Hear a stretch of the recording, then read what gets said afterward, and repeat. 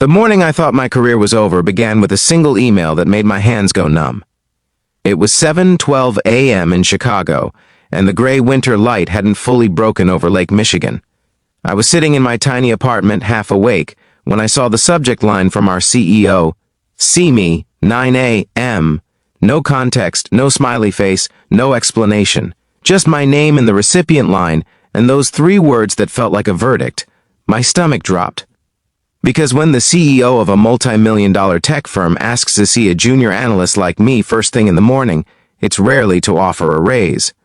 Before we go any further, if you believe in kindness, second chances, and the idea that sometimes we misunderstand people completely, take a second to like this video, comment where you're watching from, share it with someone who needs hope, and subscribe to the channel.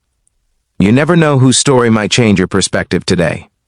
My name is Jacob Turner, and at 28, I had already learned how fragile stability can be. I had grown up in Ohio, the son of a mechanic and a nurse, and I had worked relentlessly to earn a scholarship to Northwestern University. After graduation, I landed a position at a fast-growing software company in downtown Chicago called Harlow Dynamics. It felt like I had finally made it. Our CEO, Victoria Harlow, was legendary in the industry.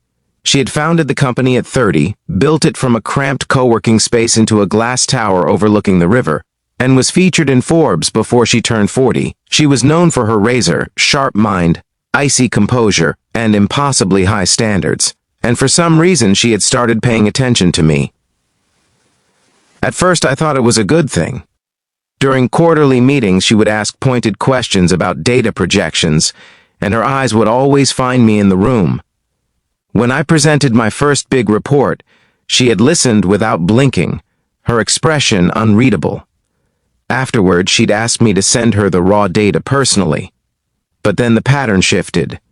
Emails correcting minor details, late-night requests for revisions, being called into her office to clarify decisions I had already explained in writing. Once, she stopped by my desk unexpectedly and asked why I chose a specific metric, her tone so intense that my coworkers went silent. Soon, whispers started. "Careful," my colleague Brian joked one afternoon. "When the queen watches you that closely, someone's about to lose their head." I laughed it off, but inside I felt the anxiety growing roots. I began second-guessing everything. I triple-checked spreadsheets, rewrote reports 5 times, stayed in the office until the cleaning crew flicked the lights. And still, the scrutiny continued. So when that email arrived, I was sure the end had come. At 8:57 a.m., I stood outside her corner office, my heart hammering. The glass walls gave a panoramic view of the city, but the blinds were half drawn. I knocked softly. She looked up from her desk. Victoria was wearing a navy blazer, her dark hair pulled back neatly, her expression composed as always. She gestured for me to sit. The silence that followed felt heavier than any speech. She asked about my latest project, about the client presentation scheduled for Friday. Her questions were precise, almost surgical. I answered carefully, trying to keep my voice steady. Then she leaned back and studied me. "Do you enjoy working here, Jacob?" The question stunned me. I had prepared to defend myself, not reflect on my happiness. "Yes," I said honestly. "It means a lot to me." She nodded slowly as if weighing something invisible. Over the next few weeks, the tension didn't ease. If anything, it intensified. She began inviting me to high-level strategy meetings that were far above my pay grade. She asked for my opinion in front of senior executives. Each time, I felt like I was walking a tightrope without a net. The pressure was suffocating. I stopped sleeping properly. I replayed every interaction in my head, convinced I had offended her somehow. Maybe she regretted hiring me. Maybe she saw a flaw I couldn't see in myself. One evening, as snow fell softly over the city, I stayed late to finish a financial model. The office was nearly empty. Around 9 p.m., I noticed the light still on in her office.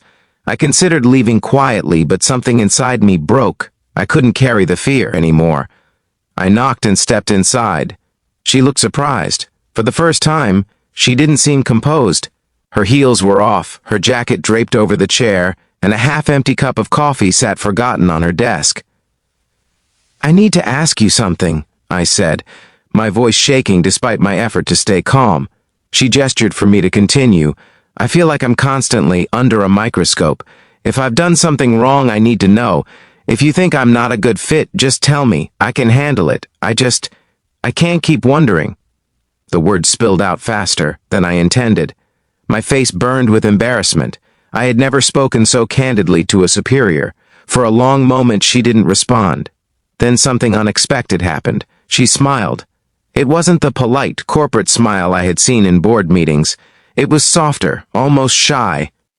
"Jacob," she said quietly, "you're not under a microscope because I want to fire you." I felt my breath hitch. "You're under a microscope because you're the most promising analyst I've hired in years. I push you because I see what you're capable of. I need you sharper, stronger, ready for what's next." Her words didn't register immediately. My mind had prepared for termination, not praise. "But," I stammered internally, unable to process.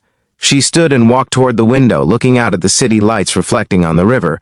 "When I started this company," she continued, "no one pushed me. I made mistakes I could have avoided if someone had challenged me. I don't want that for you." There was a pause. Then her shoulders relaxed, and her tone shifted again, more personal than I had ever heard. "And if I'm being completely honest," she added, "I may have let my admiration blur into something less professional." The room seemed to tilt. She turned to face me, and for the first time I saw vulnerability in her eyes. Not authority, not control, just a woman standing behind the armor of her title. "I respect you," she said. "Your integrity, your work ethic, the way you treat everyone, from interns to executives. It's rare." And somewhere along the way, I realized I looked forward to our meetings more than I probably should. The air between us felt charged, fragile. I walked home that night in a daze. The fear that had consumed me for months dissolved into something warm and unfamiliar.